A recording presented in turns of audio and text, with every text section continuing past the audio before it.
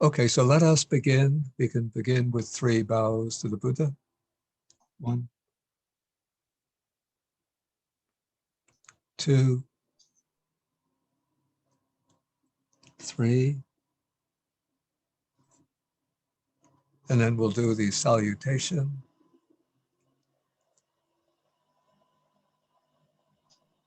Namo tassa bhagavato arahato samma sambuddhassa. Namo tassa bhagavato arahato samma sambuddhassa. Namo tassa bhagavato arahato samma sambuddhassa. And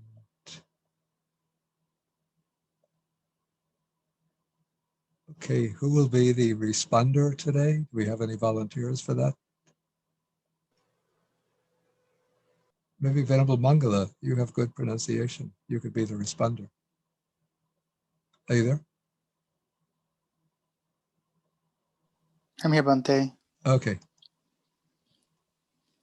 Okay, so we are starting with section number 91. I believe last week we did up through the section on the 4 nutriments. Is that correct? Yeah, I think in the email I said we resume at section 90, but then I realized that we already did the section on the 4 nutriments. So we're starting on section 91. Okay, so now the monks are speaking. So they say, Sad avuso. Sadhavuso. Actually, it used to be Sad avuso ti kote bhikkhu. Sadhavuso tiko te bhikkhu ayasmato. Yeah, ayasmato sariputassa. Ayasmato sariputtasa. Bhasitang abhinanditva anumoditva. Pasitang abhinanditva anamoditva. Ayasmantang sariputtang. Ayasmatang sariputtang. Uttari panhang apuchum. Uttari panhang apuchung. Okay, so here now the monks, they abhinanditva, having delighted in, and anumoditva, having rejoiced in, bhasitang, the statement of Ayasmato Sariputtassa, of the Venerable Sariputta. So it's the bhikkhus who have delighted in, rejoiced in the statement of the Venerable Sariputta, and they rejoice with the word sad avuso, which is a sandhi of sadhu and avuso. So sadhu is like good or excellent, and avuso is reverend friend, venerable friend. And so when sadhu meets avuso, then the U drops out. So they delight and rejoice in Sariputta's statement. Then ayasmantang Sariputta. Hey, please, people who are online, please, except for Venerable Mangala, mute your microphone. We're getting some bits of conversation. Okay, so ayasmant. We did this already. So now the monks, the bhikkhus, they asked the Venerable Sariputta a further question. And note that we have here two accusative, a double accusative. So the direct object of the act of asking is the Venerable Sariputta. They asked Sariputta. Then what they ask him is also in the accusative, uttari panha. So uttari means further, and panha is question. This might be actually a compound, uttari panha, a further question. And the verb apuchung, what kind of verb is this? Infinitive? No. No. It's the past tense. Aorist. Yeah, it's the past It's the aorist or a past tense. And you could see that it has the augment, BA augment. Yeah, another form would have been an alternative. Good job.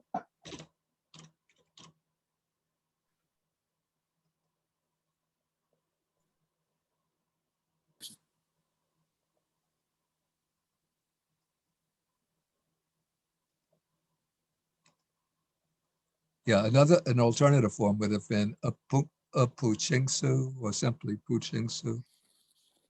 But this is the aorist form that's used.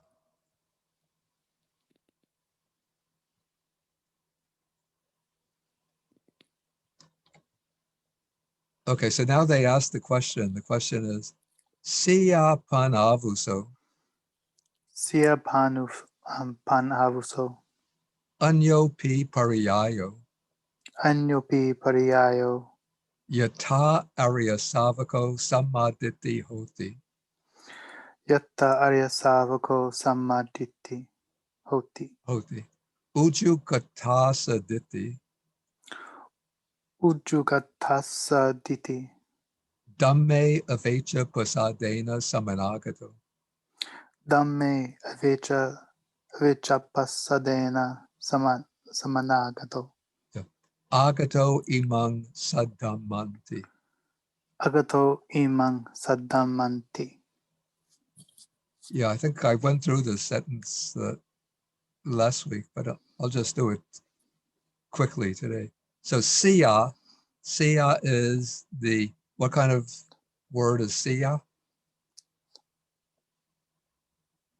Anybody?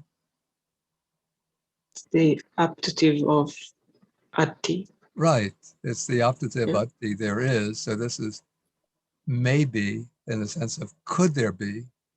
Then anyo goes with pariyayo, another method, then yata, as to how the noble disciple, the Arya Savaka, is samaditi.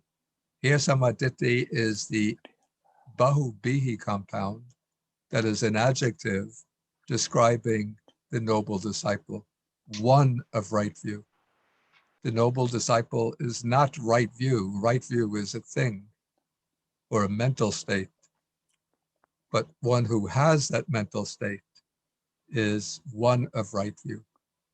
So how the noble disciple is one of right view, one whose view is ujugata, literally straightened out, one who has a straight view. Straight in the sense of correct, not crooked or deviant. And then he's dhamme avecha pasadena samanagato, one who is possessed of this unwavering confidence in the Dhamma, and agato imang sadhamma, one who has come to, arrived at this good Dharma. Okay, so putting it all together then, the monks ask, could there be, friend, Reverend, Venerable Friend, could there be another method by which the noble disciple is one of right view, one whose view is straight, one who possesses unwavering confidence in the Dhamma, and who has come to this good Dharma? And then Sariputta replies, siya avuso. Siya avuso. So there can be, actually he should say atti, there is, but I guess for conformity's sake, he uses the optative, there could be. And then he gives the explanation. Yato ko avuso arya savako dukancha pajanati. Yata ko avuso arya savako dukkhancha pajanati. Dukkha samudayancha pajanati. Dukkha samudayancha pajanati. Yes, actually it's a short a. Dukkha samudayancha. dukkha samudayancha Yeah, yeah, pajanati. yeah, not samudaya, but samudaya. Okay, so then dukkha nirodhancha pajanati, Dukkha nirodhancha pajanati. dukkha nirodha gamaning Dukkha nirodha gamani. patipadancha pajanati, Patipadancha pajanati. etavatapi ko avuso, Etavatapi ko avuso. arya savako samaditi hoti. Ayasavako samaditi hoti. Yeah, we don't have to repeat all of this. It's the same. Okay, so the sentence here is quite simple. So first, yato is when. So when the noble disciple, and then each clause has the same structure, understands dukkha, the suffering, and then we have the clauses joined by cha, meaning and. So when the noble disciple understands dukkha, understands the origin of dukkha, and understands the cessation of dukkha, and understands, here a little different, understands the way or practice leading to the cessation of dukkha. So here we have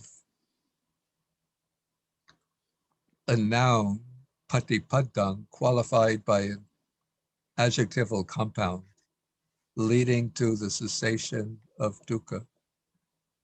So when the noble disciple understands these four things, etavata, in that way, or to that extent, the noble disciple is one of right view, and so on. So any questions about this? Bhante, I don't understand the clause ujugatasa ditti. Is that ujugata plus asa plus Yeah. ditti, or? Yeah, it's ujugata is an adjective describing ditti. So you can see from the ending that it's feminine singular, and ditti is feminine singular. So it's literally gone straight. Though in English that sounds odd, so we would say whose view is straight, whose view is, no, I guess whose view is straight. And then the asa is of for whom, referring back to Arya Savako, whose view is straight. Okay, thank you, Bhante. I had another question about the word pajanati, Yeah. and was curious, there are so many different words formed from that nya or nya root, like pajanati, ajanati, patijanati, sanjanati. And how important is it, like those distinctions, or are they mostly synonyms? No, I think generally there are subtle differences, but sometimes they're not so subtle. Like abhijanati suggests like a higher type of knowledge. Pajanati, actually janati and pajanati very similar. Okay. Parijanati certainly indicates a fuller degree of understanding. Janati, sanjanati, pati.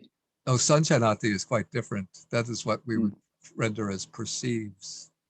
Perceived. Okay. Yeah. Thank you so much, Bhante. Okay. Okay, so now, actually, this is all probably all quite familiar to everybody who's ever read anything on the Four Noble Truths. So we could go through this pretty quickly.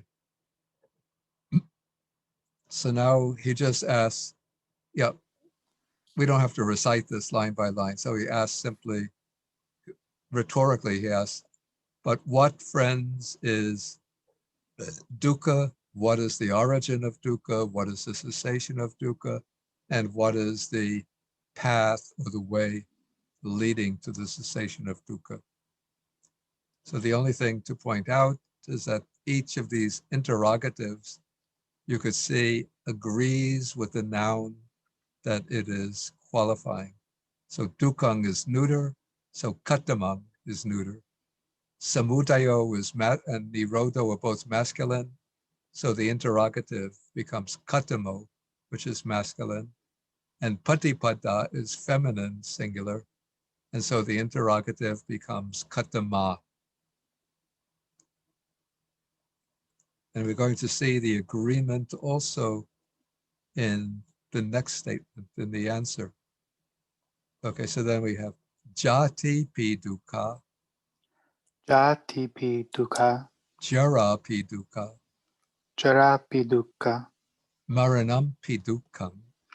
maranam pi dukkham, And this is a big one, so I'll break it down. Sokha parideva, sokha parideva, dukkha domanas, dukkha domanas, upayasa pi dukkha. upaya sapi dukkha. And just, I'll pause here and then point out, okay, jati and jara are both feminine nouns. And so dukkha then functions like the adjective, taking on the feminine singular ending. So we have dukkha, but maranang is neuter. So we have dukkhang in agreement with the neuter maranang. Then we have this long compound of soka, sorrow, parideva is weeping or lamentation. Dukkha is pain. Domanassa is like mental sorrow or sadness. And upayasa is misery. And in this compound, functions as a plural.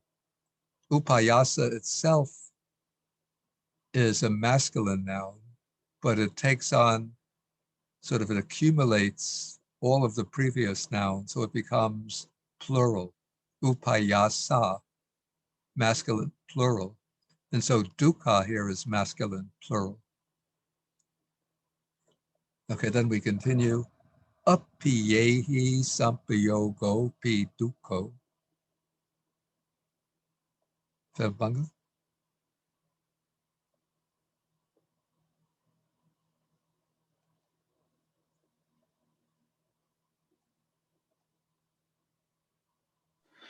Yeah, you can unmute. Appayehi sampayogo pi dukkho. Piyehi vipayogo pi dukkho. Piyehi vipayogo pi dukkho. Yam pichang na labati tampi dukkhang. Yam pichangna labati tampi dukkham. Sankitena panchupadana kanda dukkha. Sankitena panchupadana kanda dukkha. Idang vuchat avuso. Idang vuchat avuso Dukkham. dukkam. Okay, so I already explained up through here. Okay, then we have apiyehi sampayogo pi dukkho. So sampayogo, you see the base root here is yoga, which has the sense of union. And then sampayogo is like the state of being united. We could say simply union or association with. And it takes, in this case, I would say union. It would go with the instrumental. So association with apiyehi. So this is a negation of piya. Piya means, or in Sanskrit, priya means those who are dear, those who are beloved. And then the negation of that is apiye, apiya, those who are unloved, not dear. Maybe we could even say hostile. So association with those who are unloved, who are disagreeable, that is dukkha. And notice yogo and duko in agreement. And then we have pi yehi vipayogo pi duko. So here we have vipayoga, and here the prefix vi gives a sense of separation, whereas the prefix sam gives a sense of conjunction. So vipayogo is separation, and probably going with the ablative, separation from those who are loved, from those who are dear. That is dukkha. That is suffering or painful. Then yam picham nalabati tampi dukkam. Okay, so we have, first we take nalabati, not to obtain. Then the object, or not to get, is there's a word icha. In the stem form, it's a feminine, which means wish or desire. But here it functions as the object, so it becomes the accusative singular. Ichang, one's wish, and it's joined with yang, what one wishes, what one desires.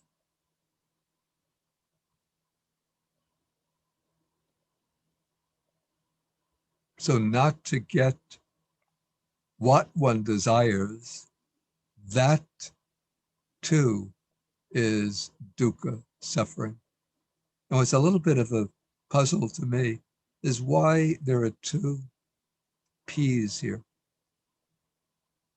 I think this P is quite understandable because in all of the other cases, we have the P in front of the term that's said to be dukkha. So we have maranampi dukkang and so on. So here too, it would seem tampi dukkang makes sense. But why is there another P here?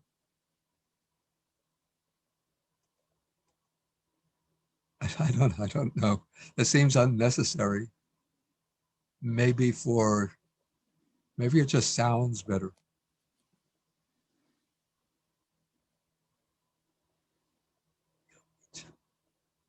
Because if you say yam ichang nalabati tampi dukkang, it seems it's correct, but it doesn't flow as smoothly.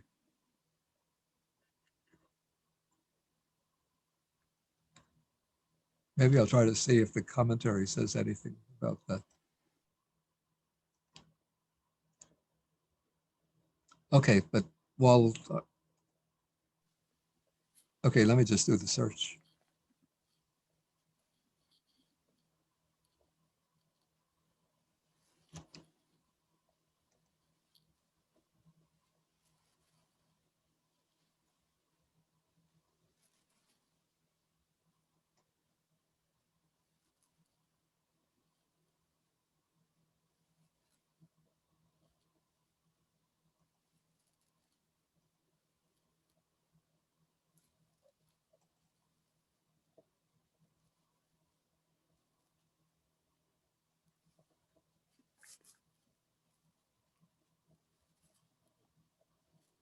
Yeah, I don't see that any of the commentaries gives an explanation of that P.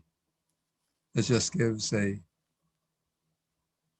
sort of an elaboration of what's intended. Okay. And then, okay, so we've gotten through Yam Pichang Nalabati Tampi Dukkang. Then we have a kind of summing up, Sankitena. So Sankitena, grammatically, it was originally an instrumental, but it comes to function somewhat like an adverbial expression, meaning briefly, concisely, in short. And then what is said is that panch upadana kanda dukkha, that the five, so we have pancha, upadana, which is clinging. So pancha is 5, upadana is clinging, and kanda are the aggregates, the groups of factors. So the 5 clinging aggregates are dukkha. Then there's the question, what is meant by the upadana kanda? Yeah, the answer to that question comes in Samyutta Nikaya, chapter 22, sutta number 48. So that takes us into a doctrinal issue rather than a grammatical issue. But let's just see what it says.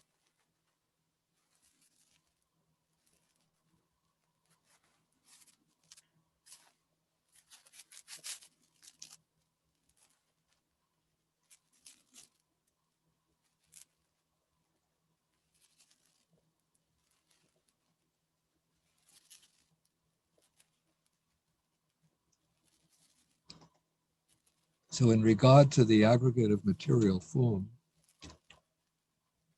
it says, Yankinchi bhikkhave rupang. Put this in a different.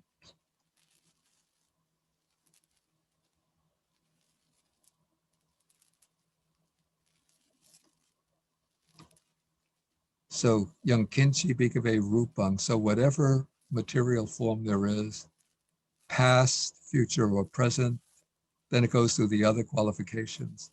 That which is far or near, but then the distinguishing description is sasavang upadanyam.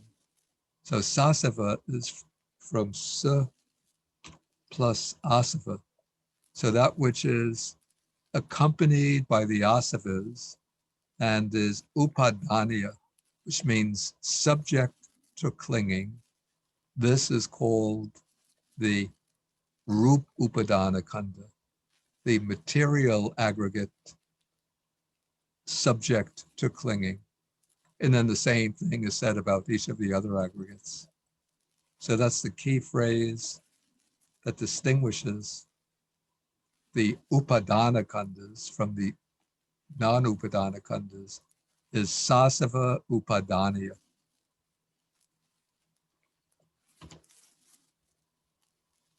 Okay, any questions about this grammatically?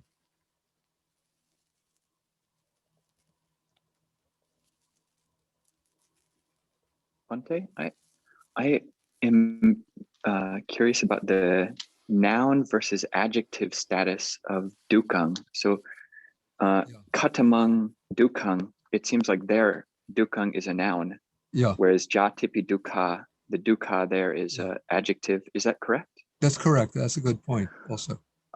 And is it the case that there are some words which are only nouns and can't be adjectives, some words which are only adjectives and not nouns, but then some which can be both?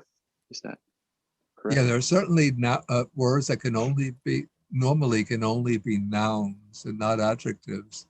But those words that normally can only be nouns, if they're joined into a bahubihi compound, then the compound can function as an adjective. Okay. Though I don't think that happens. Certainly that doesn't happen to every noun. Uh-huh. And then there are some words which are just to take an analogy in English, like the word car, referring to an automobile, is a noun, right? Never an adjective. Right. But we could have the expression 2-car garage. Hmm. And then this compound, 2-car, becomes, you could say, a bahubihi compound in English describing the garage. So similarly in Pali, that which is a noun and normally only a noun can become part of a bahubihi compound, and then the whole compound functions as an adjective. And then there are some words which are only adjectives, like red Yeah, or yeah. blue. Okay. Yeah. And is there a trick for like those words which can be both, like dukkha? Or is there a trick to figuring out which one is the subject of a sentence or the Um, object? I don't know a trick offhand. Okay. Thank Just you, have to Bhante. get the meaning of the sentence. Okay, any other questions? Bhante, Oh, yeah, okay, two um, questions. Okay, I heard. Is that Julia's voice? yes. Okay. Oh wow, I feel seen or heard. Thank you, Bhante. Could Bhante give an example, please, of a khanda that is not Upadana? subject? Yeah, upadaniya, right? Yeah. Subject to. Yeah, this becomes a rather complicated issue. And I haven't found the answer to that given in the Sutta Pitaka itself. So Okay. this was a question I think I wrote my first scholarly paper back in maybe 1975, 76 on the topic Uh-huh. khandhas and aggregates and clinging aggregates. It was published in the now defunct Pali Buddhist Review, maybe 1977. And in order to answer Ooh. the question, I had to rely on the Dhammasangani, a book in the Abhidhamma Pitaka.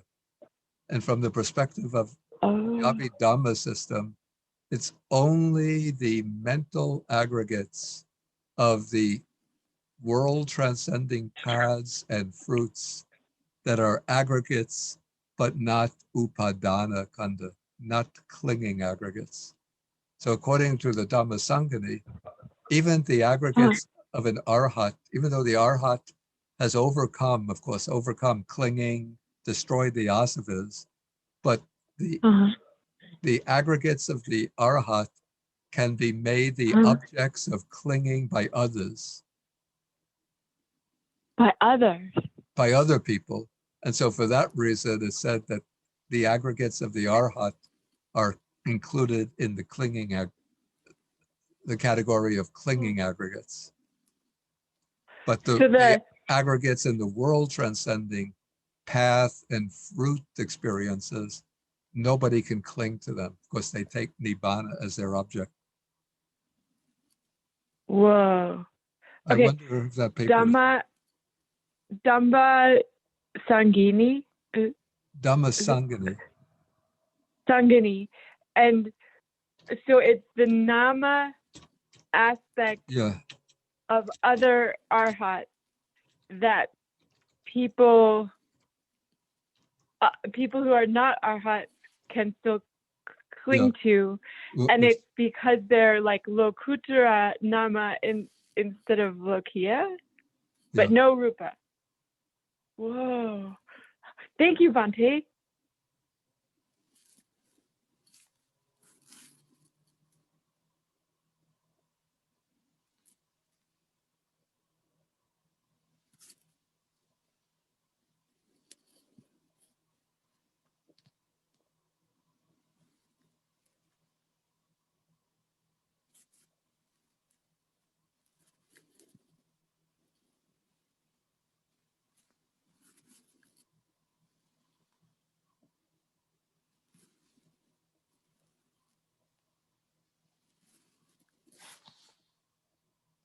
Okay, so let us go on in that case.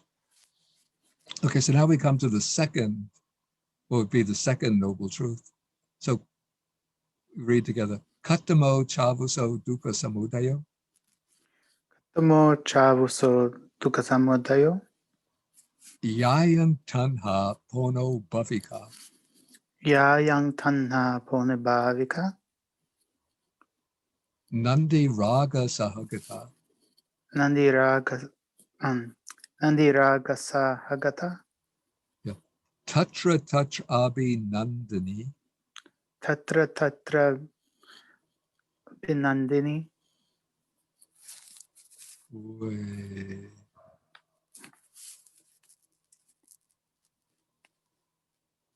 Why does it?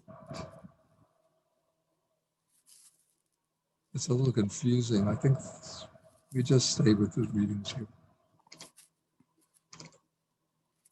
Okay, sayati. In fact, this should normally be a long line. Sayatidam Siyatidang kamatanha bhavatanha vibhavatanha kamatanha bhavatanha vibhavatanha ayang vuchadavuso dukkha samudaya.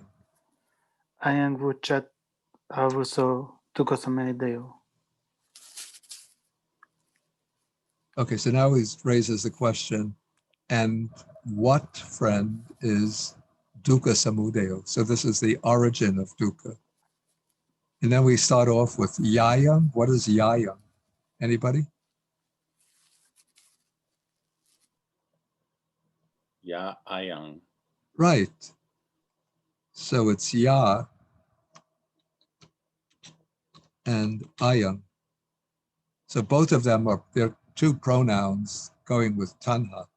So in the sense of that which is this, that which is this tanha, this craving.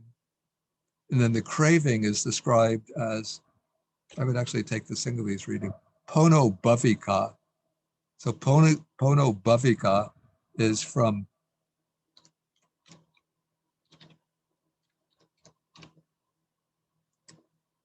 pono bhavika is an adjective based on the noun punabhava. Punabhava means it's a compound of puna, which means again, and bhava, existence. So punabhava is literally again existence, or more freely, repeated existence.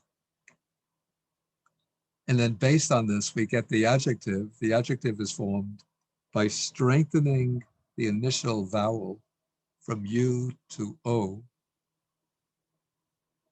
And then for some reason, this becomes an O as well.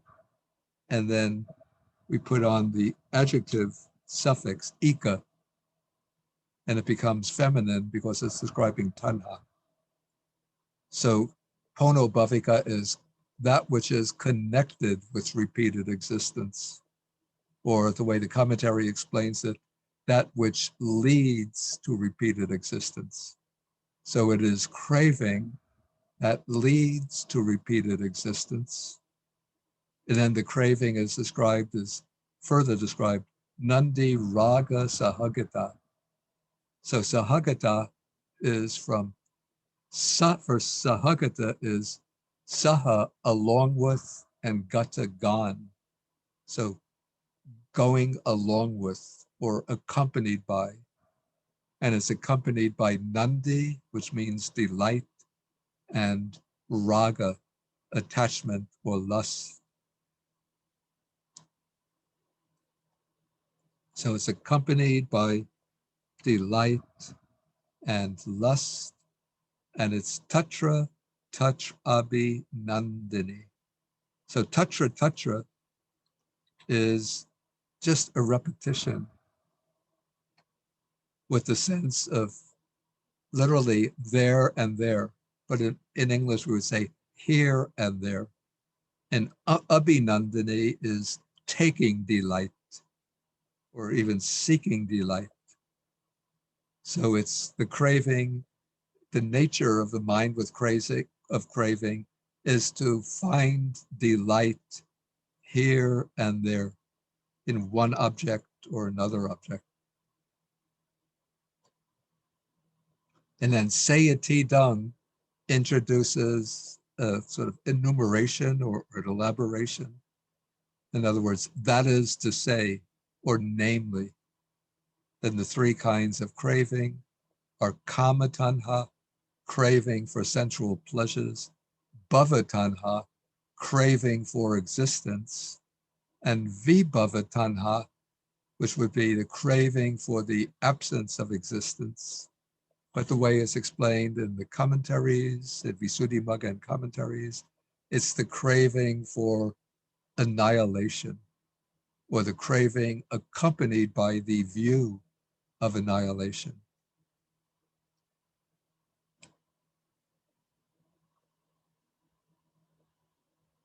Okay, so then this is called dukkha samudayo, the origin of dukkha. And interesting, where we have the formula for the Four Noble Truths, then we get a different grammatical case or a different grammatical gender. There we have dukkha samudayang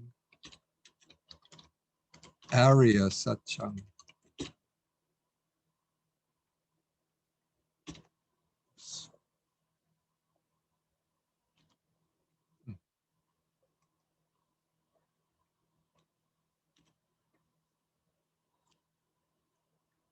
Yeah, in the Sutta on the Four Noble Truths,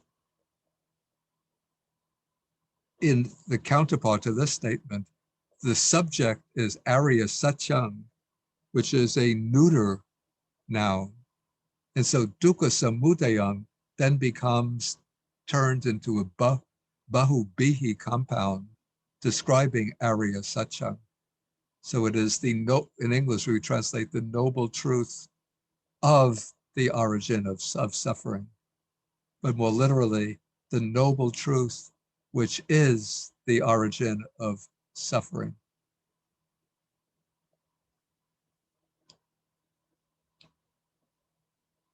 So any questions about this?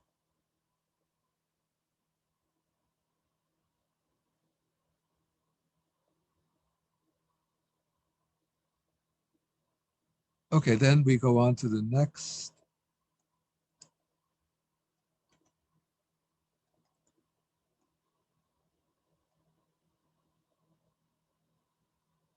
Okay, so reading together. Kattamo chavuso dukkha nirodho.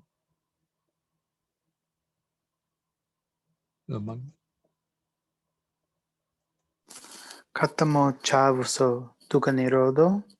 Yo tassa yeva tanhaya. Yo tassa yeva tanhaya. Asesa viraga nirodho. Asesa viraga nirodho. Chago patinisago. Chago patinisago.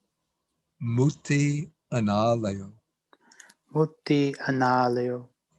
Ayang vuchat avuso. Ayang vuchat avuso. Dukkha nirodho. Dukkha nirodho. Okay, so here he's asking, and what, friends, is the cessation of dukkha? Okay, and then he starts off with the pronoun yo, and then the yo will connect with asesa viraga nirodho. So first I'll explain that. Asesa means without remainder. So sesa is a remainder and is the negation. So without remainder.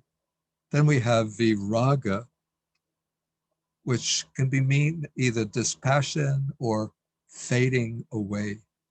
Here I take it as the fading away, and nirodha, of course, is cessation. So it's the remainderless fading away and cessation. Then tas-a would be tas-a. Actually, I'm sorry.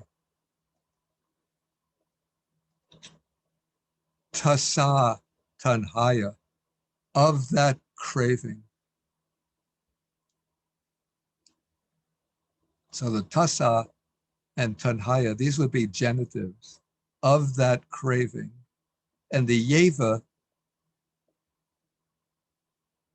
refers this statement back to the previous statement about the origin of dukkha. So it's the fading away, the remainderless fading away and cessation of that same craving, of the craving that is the origin of dukkha. So the remainderless fading away and cessation of that very same craving. And then the other words are just elaborations. Chago is a giving up. Patinisago is the relinquishment. Muti is the freedom from it. And analayo is not clinging to it. And so the remainderless fading away and cessation of that very same craving, the giving it up, relinquishment of it, freedom from it, not clinging to it. This is called, friends, the cessation of dukkha.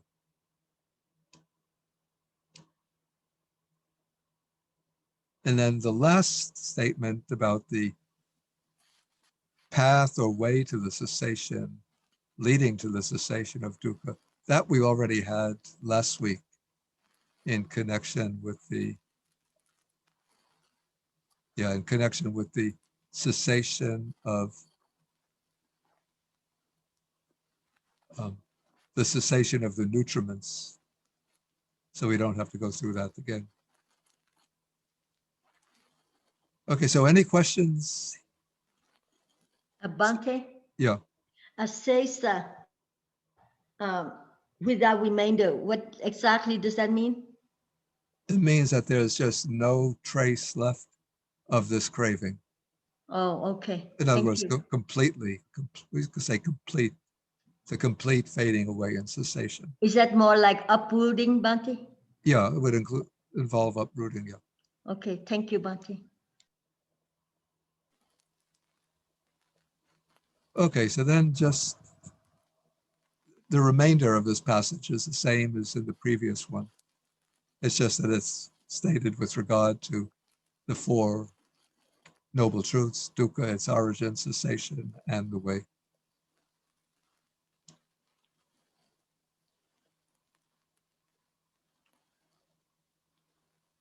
Actually, here we could start going a bit quickly through these sections since there's a lot of repetition. So we move on to section now number 92. And the opening paragraph is the same as the opening paragraph of 91.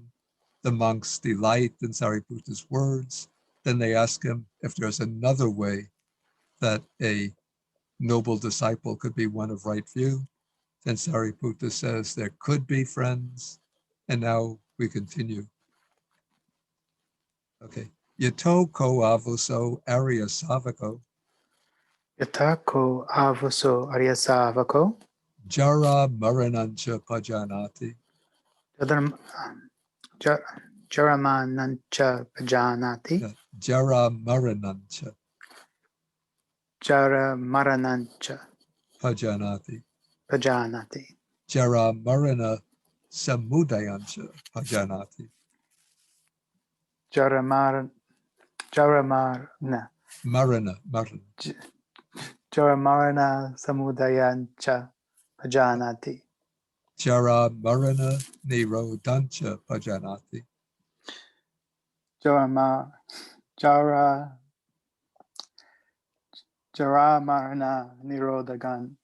nirodhancha. pajanati and jara marana nirodha gamaning Jaramarna nirodhagamining.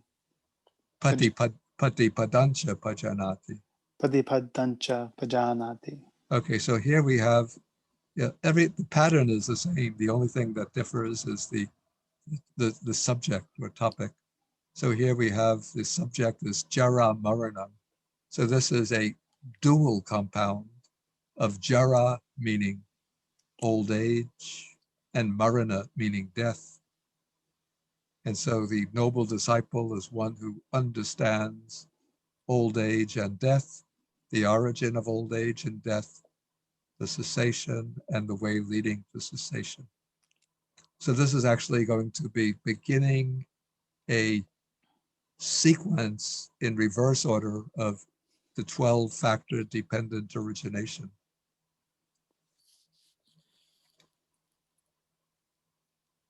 Okay, so now we'll just take the parts that are different. So now Sariputta asks, what, friends, is old age and death? What is the origin? What is the cessation? What is the way to cessation? Okay, now we can read together. Ya tesang satanam. Ya tesang satanang. Tamhi Satanikaya, Tamhi satanikaye. Jara Jiranata, Jara jiranata. Kandichang Palichang, Kandichang palichang.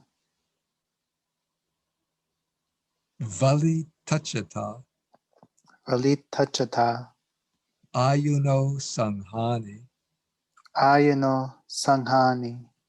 Indriyanam Paripako, Indriyanang paripako. Ayang Vuchadavuso Jara, Ayang vuchatavuso. yeah, Jara. Jara. Okay, so now we have standard definition of old age. And so it begins with some generalizations, which are indicated by the duplication of the pronoun. Tesang satanam. So in English, we would say, of these and those beings. And then tamhi satanikai.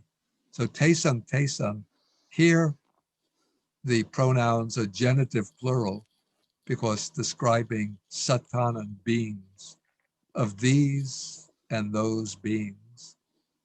And here we have tamhi, which is locative, and locative singular because it's going with satanikaye, in this or that, let's say, group of beings, or maybe realm of beings.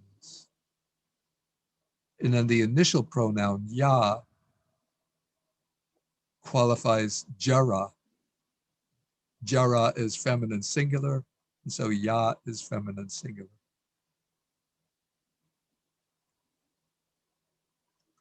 So that which is the old age of these or those beings in this or that realm of beings, then another a series of words describing old age. Jiranata, almost a variant on Jara. Maybe we could say the aging or growing old. Then Kandichang. The Kandichang, it's from a word which means breaking or broken. So it's the brokenness, and it's referring to the teeth. I think that's the way the commentary explains it, the brokenness of the teeth, breaking of the teeth.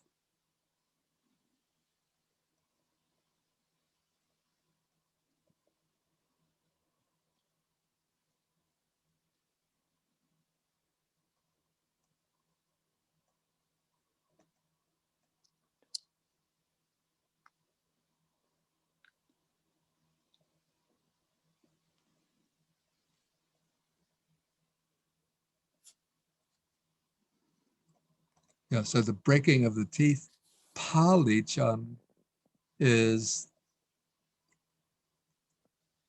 it comes from a word which means gray. And so it means, I think, the graying of the hair. Trying to find commentary on this.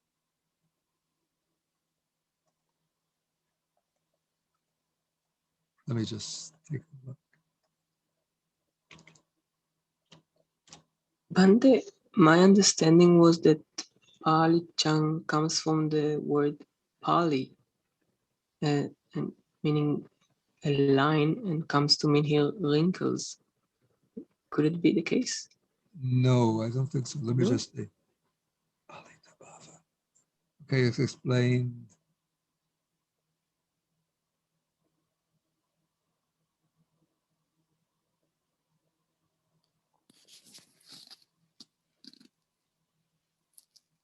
I see, okay.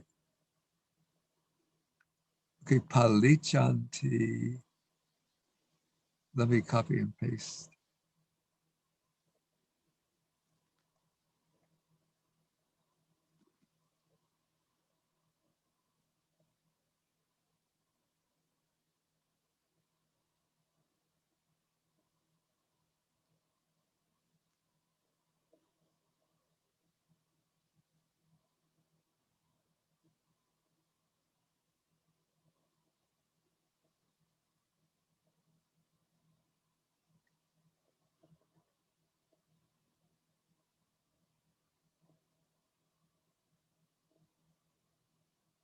Yeah, it always gives the same explanation.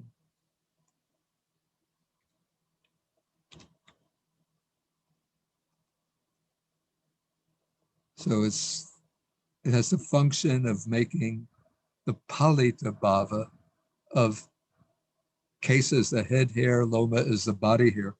Let's just look at palita. Let me get my dictionary.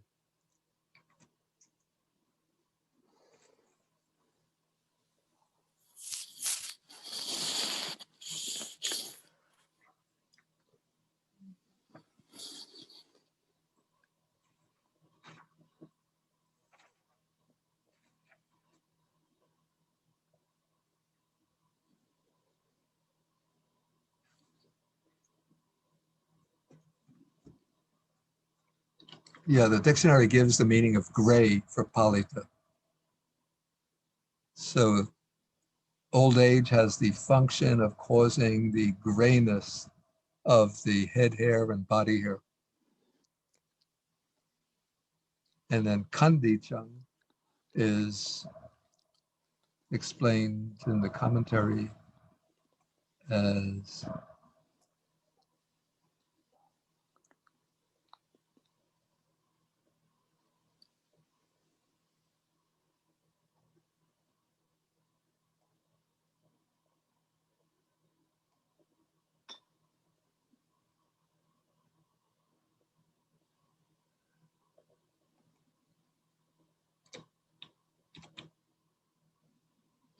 so it has the function of causing the kandita, and I think kandita state of danta is the teeth and naka are the nails. And so kandita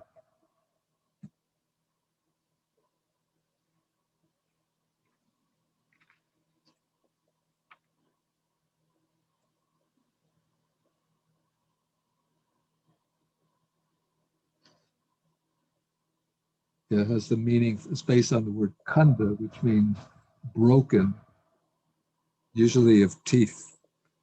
Yeah, so it's the breaking, especially of the teeth. And then valita, valitachita is, the key word here is vatacha, which is the skin. And vali would be wrinkling.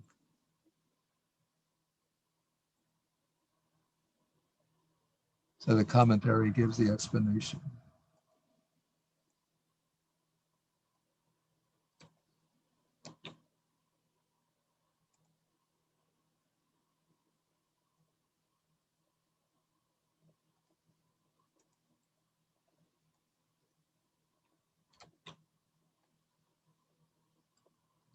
So this shows the function of causing the valibhava, that would be the wrinkling of the touch of the skin, sort of having mila petva, sort of having cause the flesh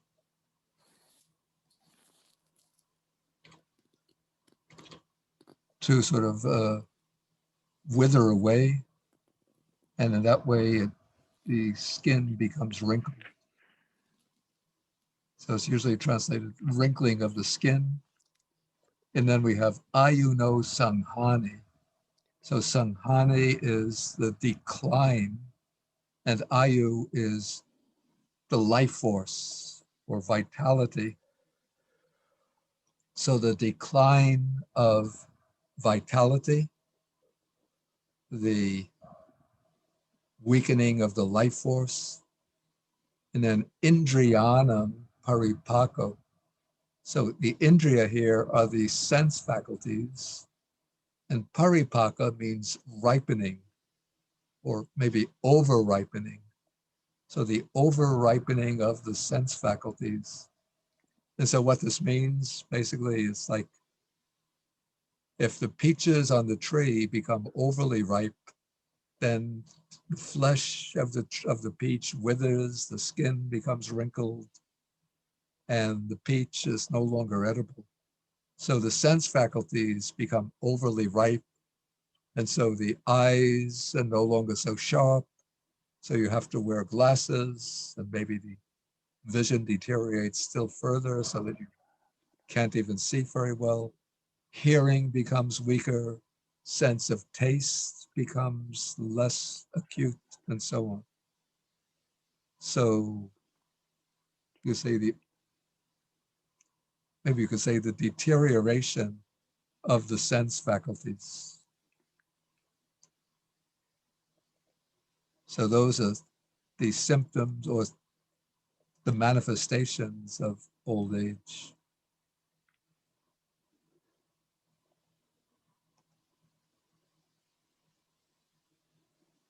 Okay, so any question? And so putting it all together. So this is called old age. So any questions about this?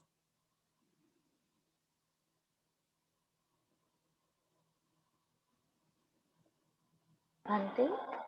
Yeah. Bhante, in the words paliccha and khandiccha, does the cha or itcha have any special significance?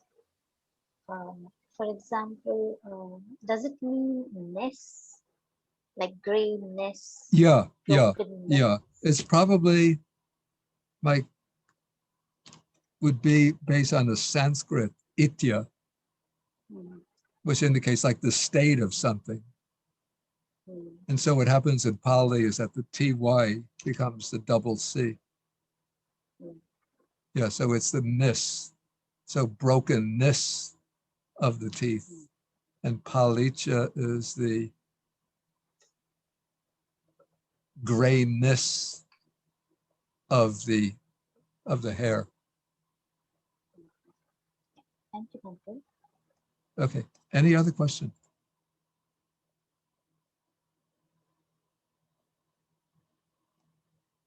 Okay, then we might as well take death. Okay, so now he's asking, kataman chavuso maranam? Katamancha avuso maranang. So what friends is death?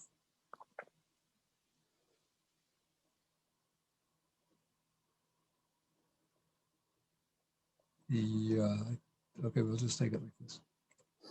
Ya tesang satanam. Ya tesang satanang. Tamha satanikaya. Tamha satanikaya. Chuti chavanata. Chutti chavanata. Bedo antaradanam. Bedo antaradanam. Machu maranam. Machu maranang. Kalang kirya.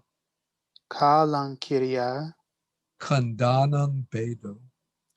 Kandanang bedo. Kaleva rasa nikepo. Kalevarasa nikepo.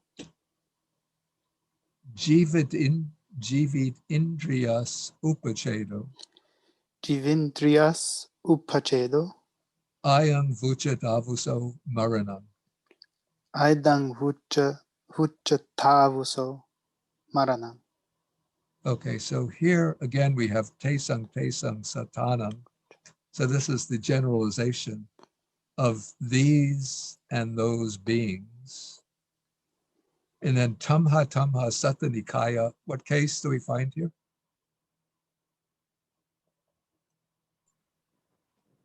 The ablative. Ablative. Right, it's the ablative case.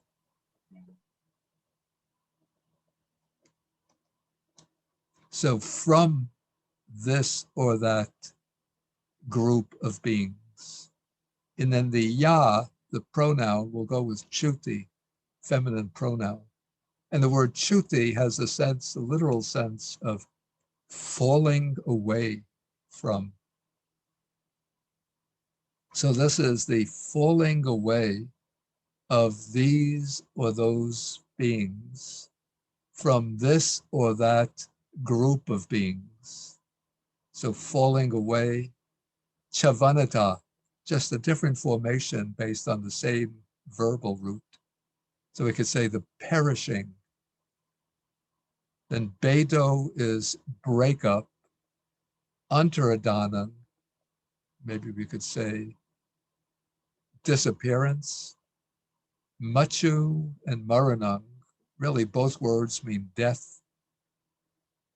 In English, we lack it as many words for death as they have in Pali.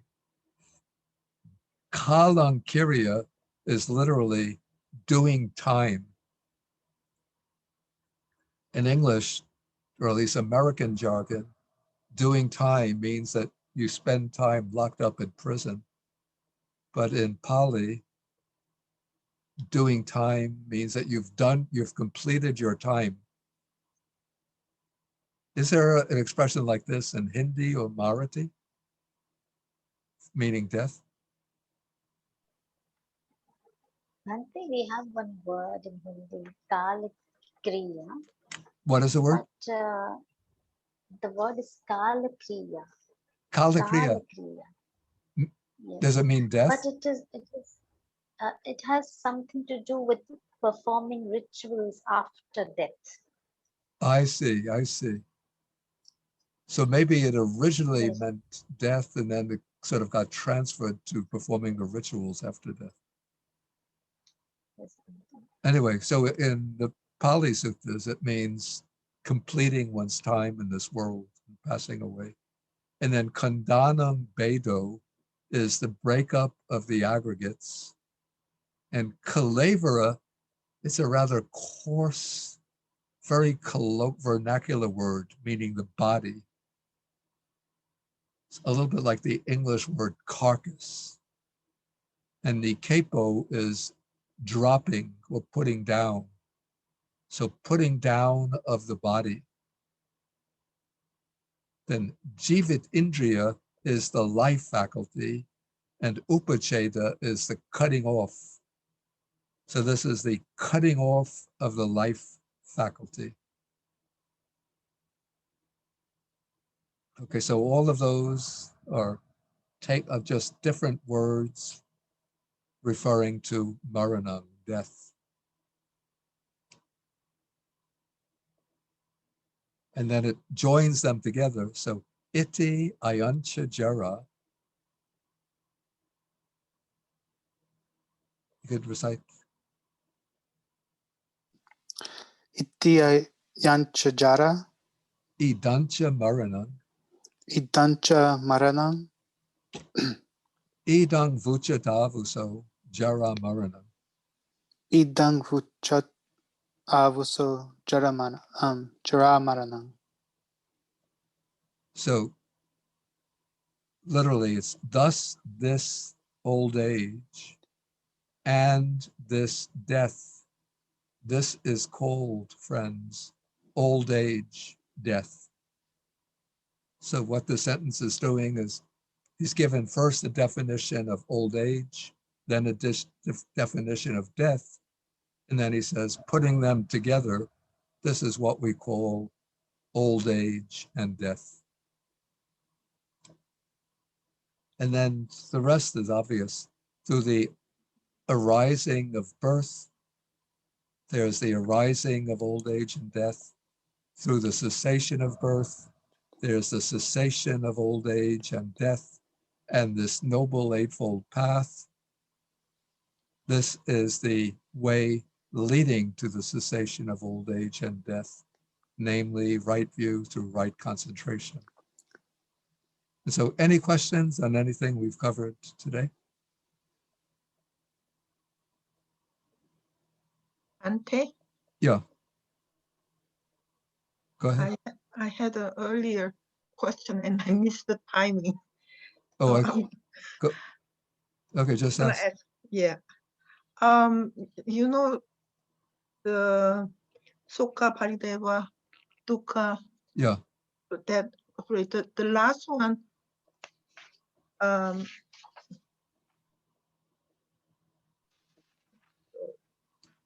Upayasa. Yeah. Upayasa, you translated as a misery. Yeah. And I can't, somehow it's not clear exactly what is upayasa.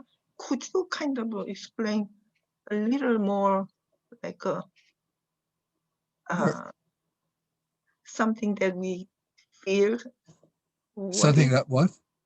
Something that we actually experience. What is upayasa?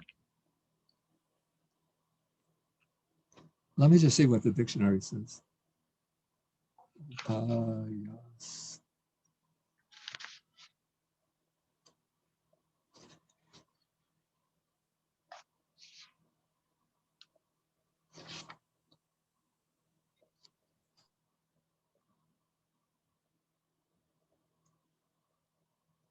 Okay, the dictionary says just trouble, turbulence, tribulation, unrest, disturbance, unsettled condition. And it's just an intensification of upa plus ayasa.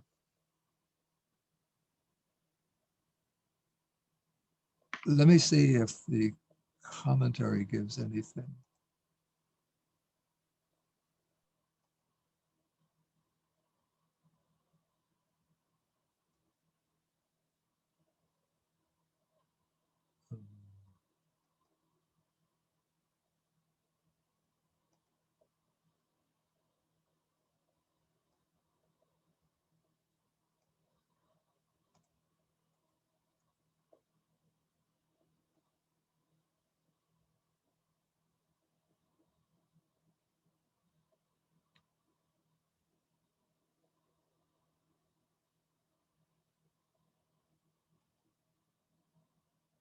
It says, I'll put this in. This is from Visuddhimagga.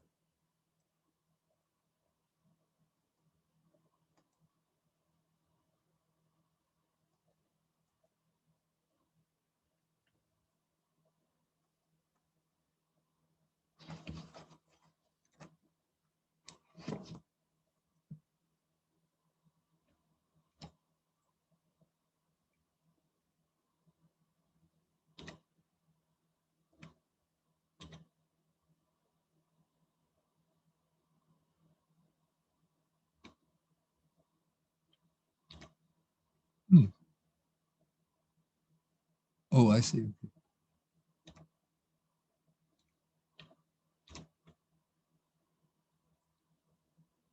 Okay, so it says upayasa, it says that it is dosa.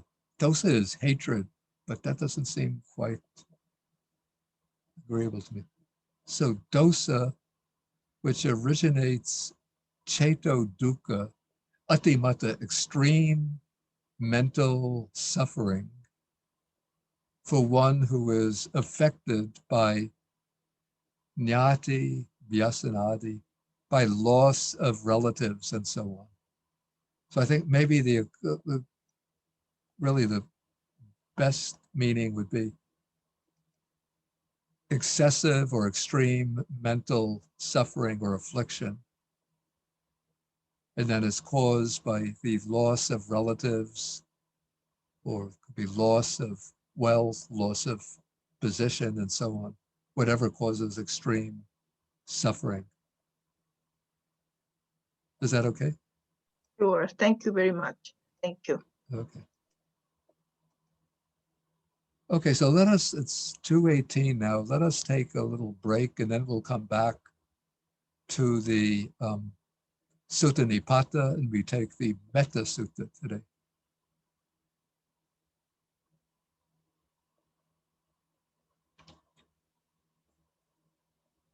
And so we come back, let's see, 2:18, 2 and 5. We'll come back at 2:25.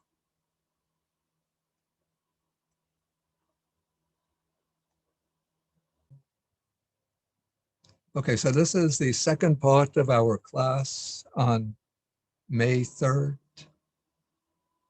2021, and we are going through the Sutta Nipata, and we now come to the Metta Sutta. And I found some faults with the Burmese, the text of the Metta Sutta in the Burmese Sixth Council edition. So I preferred another edition. I think this is primarily the Sinhala script edition. And so, Venerable Mangala, are you familiar with the Metta Sutta? I've recited it a few times. Okay. Karaniya matakusalena yamtang santang padang abhisamecha. Okay, so we could do it together. Okay, so Karaniyam attakusalena Karaniya matta kusalena yamtang santang padang yantang santang padang abhisamecha.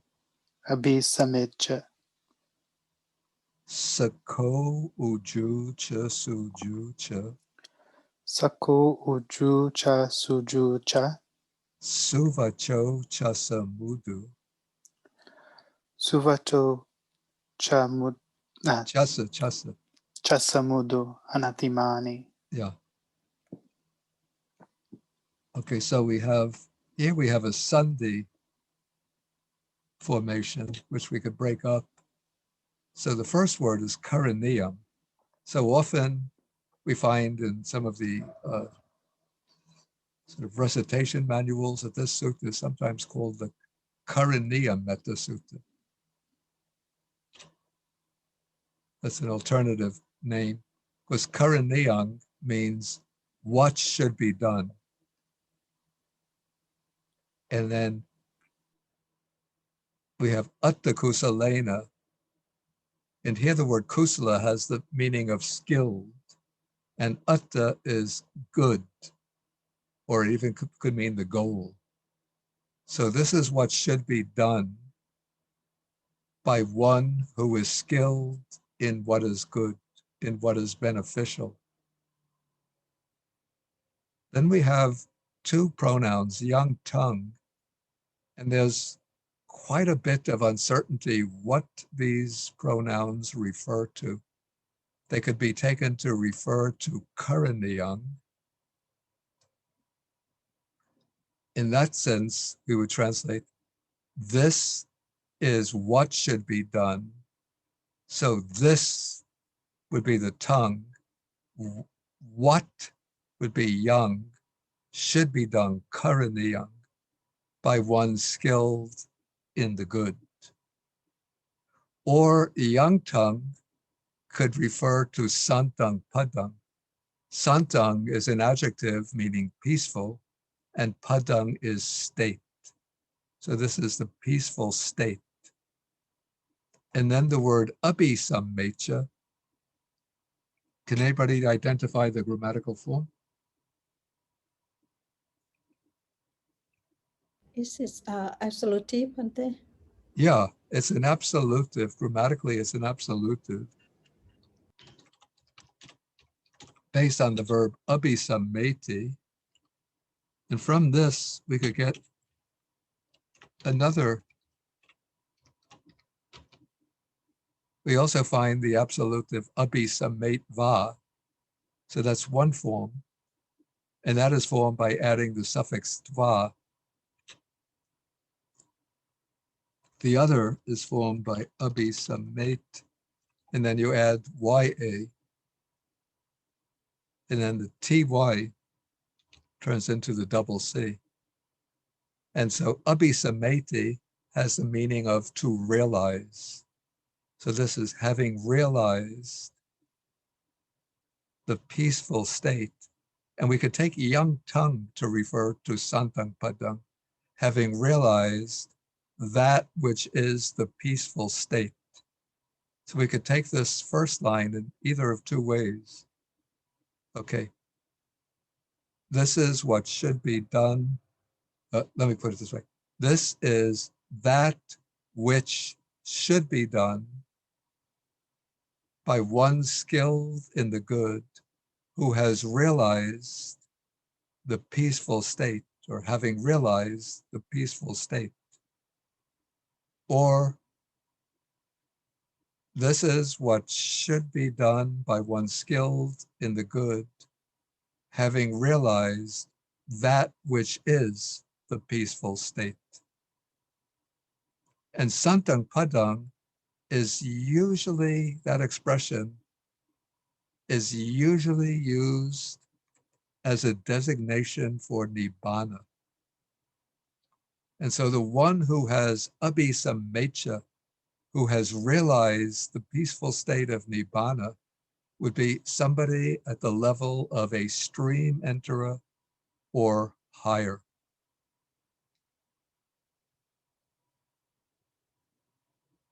And so, even though the Metta Sutta is so popular amongst all segments of the Buddhist population, it seems to me that the original sense of the Metta Sutta is to show the path of practice for one at the level of a stream enterer who wants to go on to attain the state of non-returner or arahat.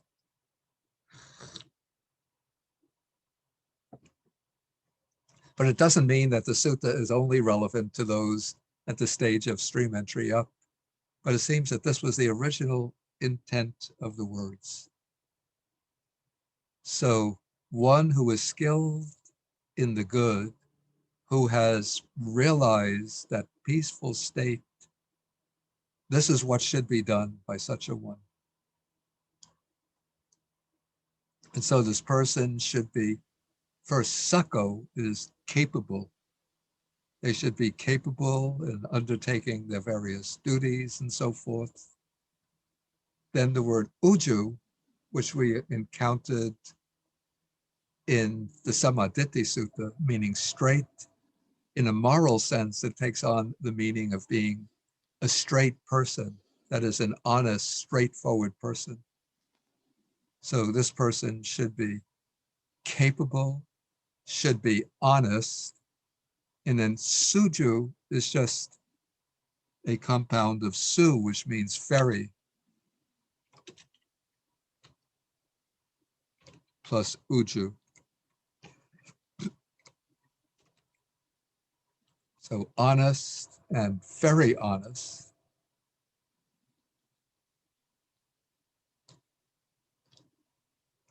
Then the word suvacho. Sometimes, you see, the prefix su can mean good, and vacha is speech. So sometimes this is translated as somebody who is good in speech, a good speaker. But that would be a misunderstanding of the word. The actual meaning of the word is su has the sense here of being easy, and vacha is speech. So the sense is one who is easy to speak to, in the sense of being easy to correct, being amenable to advice from others.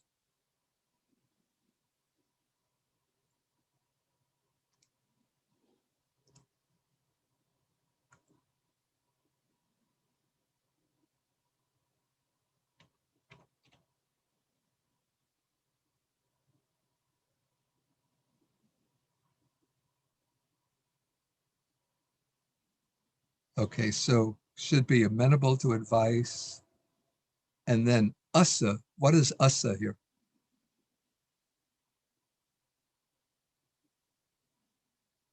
Anybody?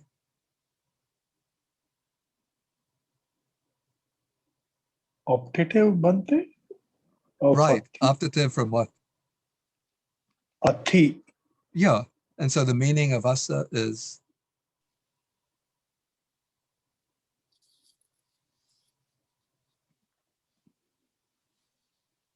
if it's optative from ati, and it's giving instructions, so what should be the rendering? Should be. Say again? Should be. Yeah, exactly, should be. So this person who is skilled in the, this is what should be done by one skilled in the good. This person should be capable, should be honest or straight, very straight, easy, yes, should be capable, honest, straightforward, easy to speak to, easy to advise. Then mudu is gentle. Then unatimani So you can see atimani is based on sort of the stem is mana, conceit. And atimana is excessive conceit or arrogance. So one who is atimani is arrogant, and one who is unatimani is not arrogant. But maybe more positively, we could say one who is humble. And I should point out that even though abhisamecha is originally an absolutive, but even the commentary didn't quite feel comfortable with that explanation. So the commentary treated it, let me just find the commentary.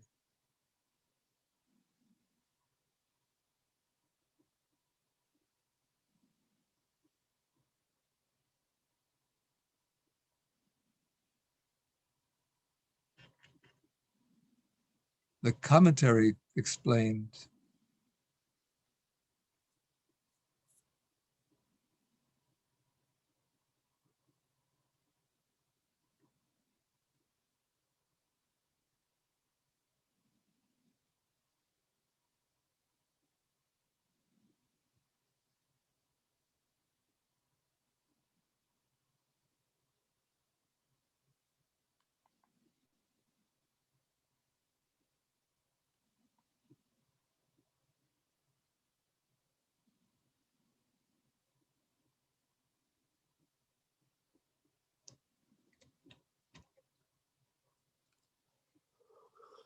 so it says, one who, having known the peaceful state of Nibbana by worldly wisdom, by mundane wisdom, wants to attain it, wants to realize it.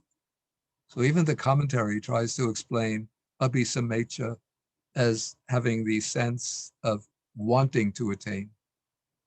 But grammatically, it's an absolutive, having attained.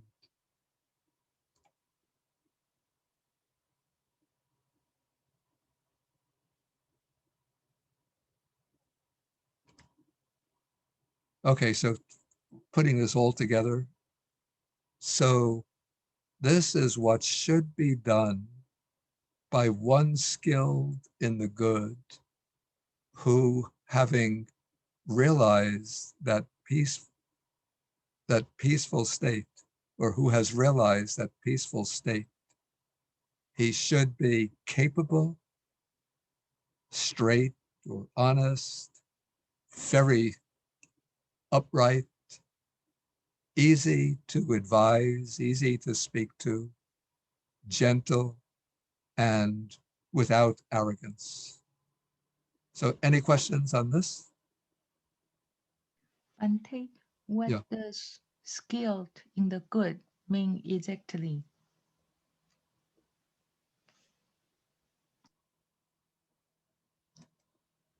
Let's see if the commentary says anything about this.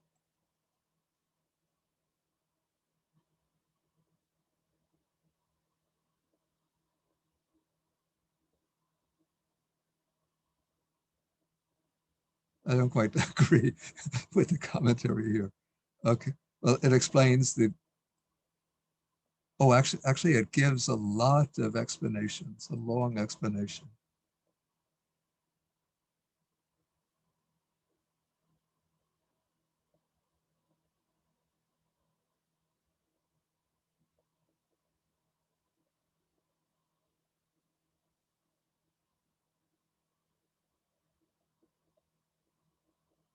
Okay, so it explains one who is skilled in the good is one who it explains it in relation to a monastic person, one who, having gone forth in the teaching, applies himself rightly and has abandoned sort of wrong searches, wishes to become established in the fourfold purification of conduct,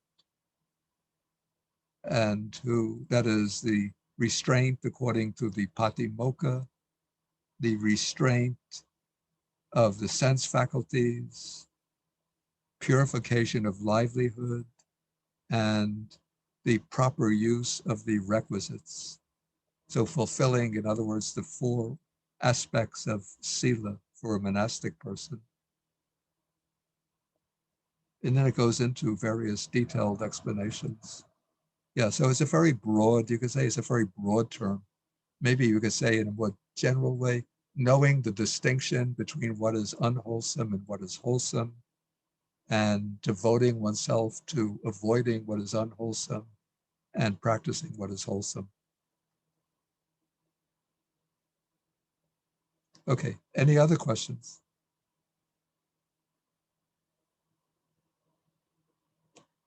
Okay, then we go on to the next verse.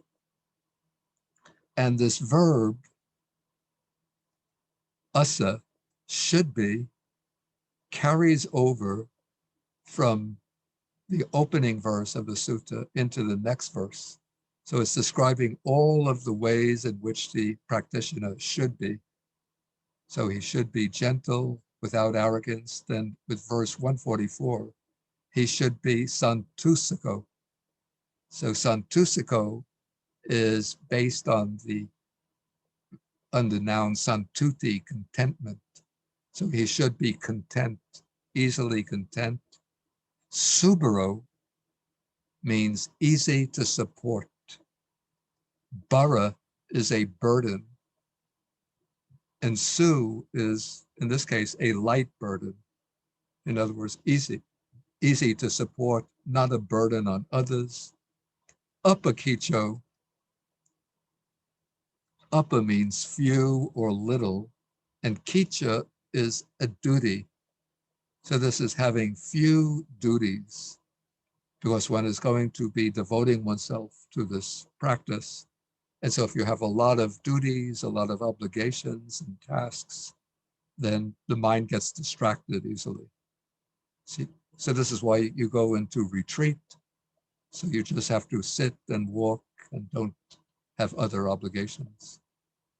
And then silahukavuti.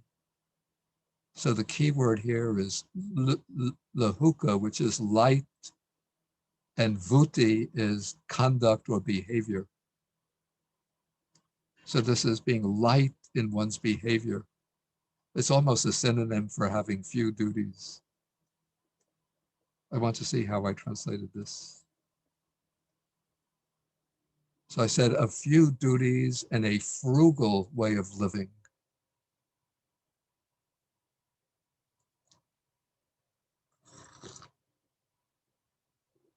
Living in a light way. Okay, then continuing how one should be santindriyo. So this is referring to indriya in the sense of the sense faculties. And then the sense faculties should be santa, calm or peaceful. So one who has calm sense faculties.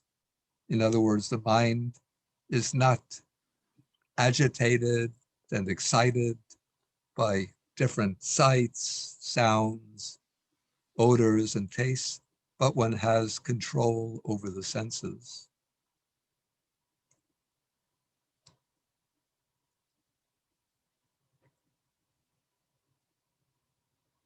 So that's santindriyo.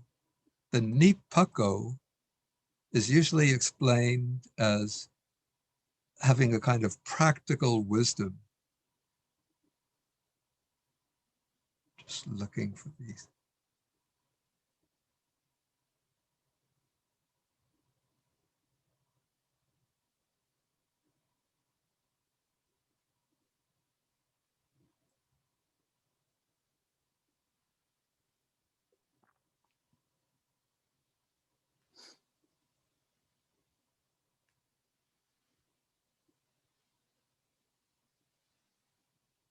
Yeah, so it's a kind of practical wisdom. And the commentary gives the explanation.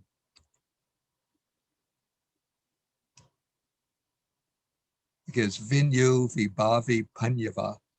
So vinyu, you could say intelligent, vibhavi, judicious, panyava, having wisdom, And then it says possessing the wisdom in maintaining one's sila, that is one's good, virtuous conduct. So this is a kind of practical wisdom. It's not yet the higher wisdom of insight. And then upagabo is the negation of pagaba. Pagaba has a meaning, something like arrogance, or maybe you could say being presumptuous, being obnoxious, being bold, and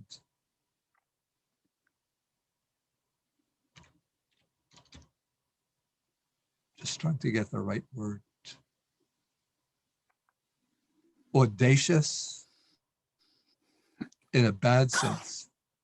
Cheeky is good. Daring, cheeky, bold. Presumptuous, perhaps. And so upagabo is not presumptuous, not audacious, but sort of more reserved, quiet, not assertive, not domineering. And then kulesu anugido. So anugido is one who is greedy. And unanugido means not one who is not greedy. And this is kulesu in relation to families. And so the text here is speaking in relation to a monastic person who depends upon the households of lay people for their support. And if a person, a monastic person, is greedy, then when they'll often be going to visit the families of their lay supporters and saying, can you give me this? Can you give me that? Can you build a nice bungalow for me? Can you give me a television set? And can you buy a car for me? But one who is, can you give me luxurious, sumptuous food when I come an alms round? But one who is unanugido, without greed, is one who is simple in their way of life and just will accept whatever is given.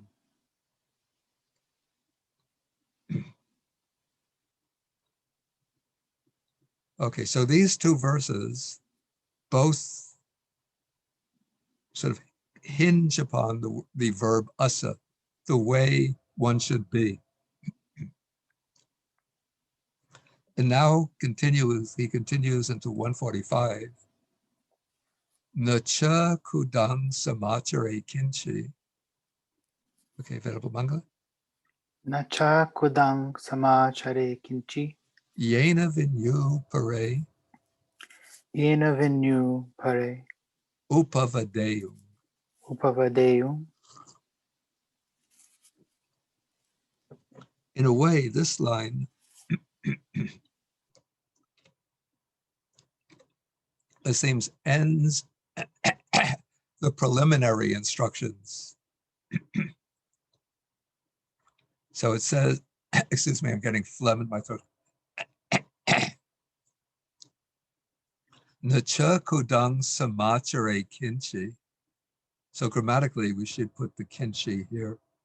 So samachare is an optative to behave or to conduct oneself or to do, let's say to do. And then it's negated by the na. One should not do kinchi, anything which is kudang, which is even minor, even slight. Yena, because of which, vinyu means the wise ones, the intelligent ones. Actually, vinyu goes with pare, others who are wise. Upavadeyum. This is an optative verb, plural verb going with pare, might blame one. So one should not do anything, even the kudang samachare kinchi.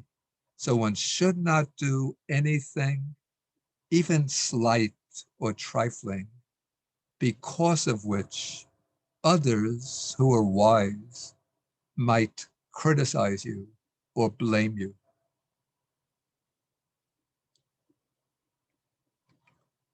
Okay, so putting together 143, 144, 145, we could say that these verses deal with the preliminaries to developing loving kindness. So this is what, I'll read it, I'll translate it through.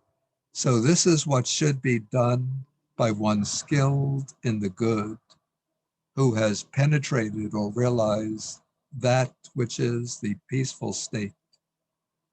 He should be capable, should be honest, very honest, should be easy to speak to, easy to advise, should be gentle and without arrogance. He should be content, easy to support, with few duties, and of a light or easy way of life. He should have peaceful sense faculties, should be judicious, having his practical wisdom, should be without, not presumptuous, not audacious, and should be without greed when amongst families. He should not do anything, even slight, because of which others who are wise might blame him. Okay, now with the second half of, so any questions on this much? Yes, Bante. Yeah. Renew pare is pare the noun and renew the adjective, or renew is the noun and pare is the adjective. Pare is actually a pronoun, or sometimes it's called a pronominal pronoun-like adjective.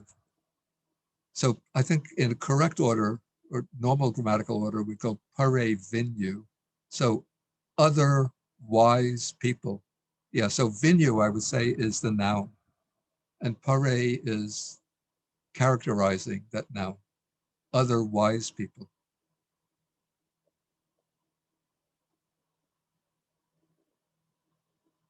Okay, any other question?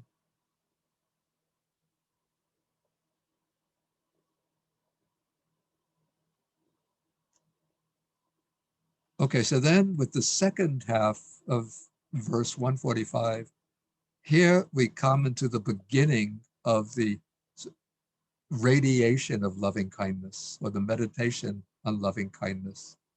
So we go, Sukhi no va, kami no hantu.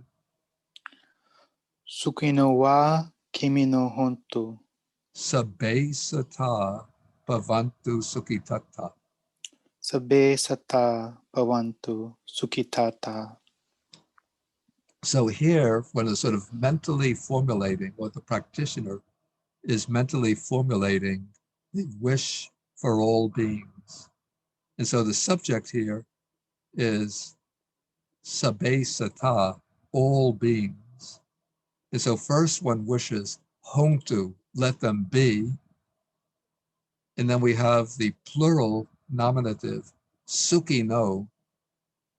So this sukhi no is based on sukha, meaning happiness. So this is those who are happy. So let all beings be happy. And then kamino is based on the noun kama, which means safety or security. So this is wishing, may all beings be safe. And then we have a kind of almost a repetition here. Bhavantu, the verb bhavantu and hontu are really the same verb, just in different forms. What happens in Pali, yeah, bhavantu is the proper Sanskrit form. But what happens in Pali is that the this sequence of a sometimes turns into an O, and with B, the B drops out. And so we get hontu. And so here we have the same imperative. It's the third person plural. Let them be suki tata.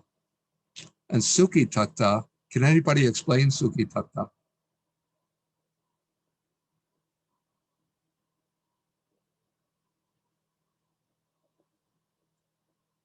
It is suki plus atta, means one's happiness. Okay, so what is the atta? It's one's self. Yeah.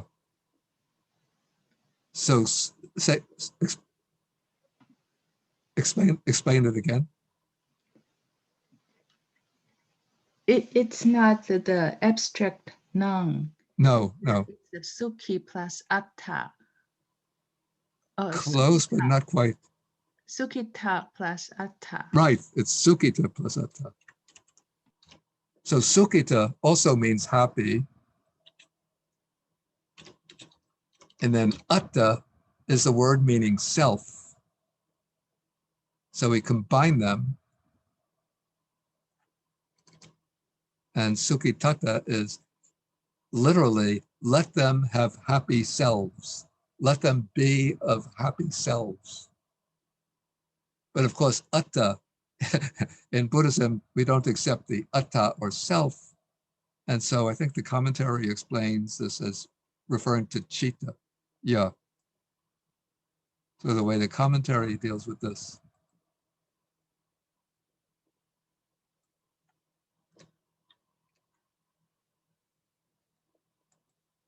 So it wants to avoid the implication that there is some kind of atman or self. So the commentary says sukhi tatta means sukhita citta, happy in mind. Okay, so the wish that's being generated is let all beings, may all beings be happy and safe, even though va or is used, but it's not that you want them to be either happy or safe, but you want them to be both. So may all beings be happy and safe, and then may all beings have happy minds. So any questions on this? So Bhante, Yeah. so when combining the sukita with atta, so how come the first A is not elongated? Wait, say again. So Bhante explained that it's sukita plus atta. Oh, okay. Yeah, because this is forming a compound. So it's, the compound is describing satta. So satta is the subject, and satta, of course, is plural. And so we take it seems like a past, like a pronoun, or it's an adjective, sukhita, happy. And then because it's in a compound, it won't have the long A indicating a plural because it's being combined with another word. So the plural goes to the final word in the compound, atta. Do you understand that? Yes, Bhante, thank you. Okay.